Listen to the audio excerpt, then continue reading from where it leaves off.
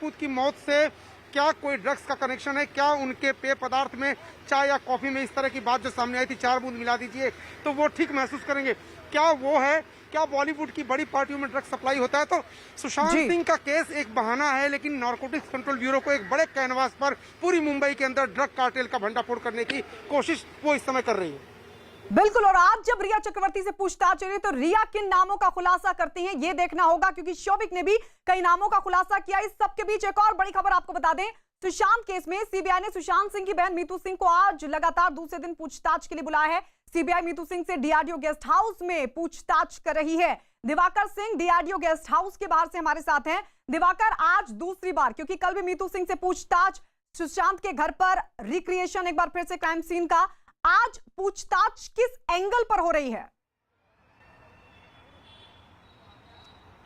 देखिए, मीतू सिंह को DRDO guest house पहुंचे हुए करीब 1 घंटे का वक्त जो है वो हो चुका है और 1 घंटे से सीबीआई उनसे पूछताछ कर रही है। लेकिन पूछताछ का एंगल वही है कि 8 से 12 के बीच जो है, जब आप सुशांत के घर पे थी 8 जून से लेकर 12 जून तक, तो ऐसे में क्या आपको किसी प्रकार का ऐसा शक हुआ था कि सुशांत की तबीयत खराब है और डिप्रेशन में है?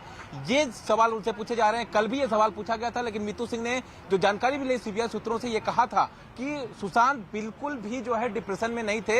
हालांकि मीतू सिंह से जब ये पूछताछ की गई थी कि क्या वो दवाइयां ले रहे थे, तो उस सवाल के जवाब में मीतू सिंह ने हालांकि कुछ सीबीआई को बताया नहीं था। लेकिन महत्वपूर्ण चीज ये कि जिस तरह से 14 जून की जो घटना हुई, मीतू सिंह वो शख्स है सुशांत के परिवार की जो पहली शख्स थी जो सुशांत के घर पर मौत की जानकारी मिलने के बाद पहुंची थी। मीतू सिंह को सिद्धार्थ पिठानी ने फोन किया था, लेकिन इस वक्त सीबीआई उनसे यह जानना चाह रही है कि आखिर क्या सुशांत ने 8 जून से 12 जून के बीच आपसे कोई जानकारी शेयर की थी? रिया चक्रवर्ती घर छोड़कर चली गई थी 8 जून को, तो क्या यह जानकारी सुशांत ने आपको दी थी कि इस तरह की लड़ाई हुई है और लड़ाई के चलते रिया घर छोड़कर चली गई है?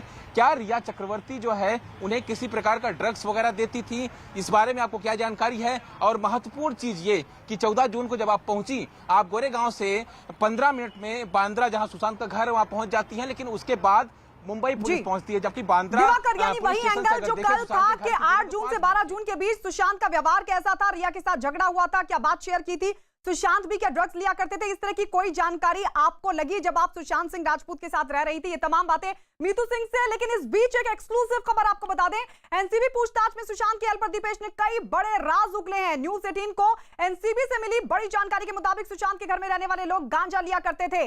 दीपेश ने बताया कि जनवरी 2019 में सुशांत को गुस्सा आने लगा था और फरवरी से सुशांत का काम उनकी बहन प्रियंका और जीजा देख रहे थे। दीपेश ने यह भी जानकारी दी कि सुशांत के घर में कुशल, श्यामल, केशव, सिद्धार्थ रहा करते थे। तो ये बड़ी जानकारी न्यूज़ 18 इंडिया को पता चली है कि जो बातें दीपेश की तरफ से पूछताछ के दौरान उगली गई हैं, उसके मुताबिक का जानकारी बेहद चौंकाने वाली, क्योंकि कई बड़े राज दीपेश ने बेपर्दा किए हैं, कई बड़े राज उगले हैं। और इसके मुताबिक सुशांत के घर में रहने वाले लोग गांजा लिया करते थे।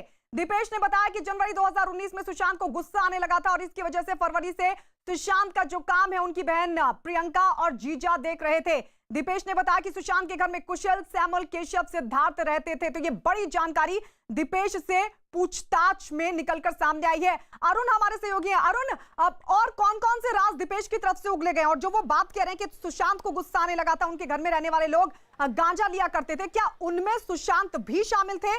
क्या इसका भी खुलासा हुआ है